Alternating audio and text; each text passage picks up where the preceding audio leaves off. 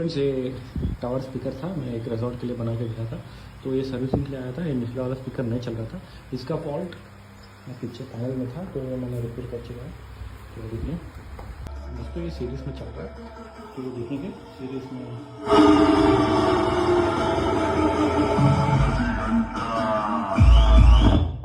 देखिए पूरा लोड ले रहा है, तो हम भी इसे पैरेलल में कर लेंगे।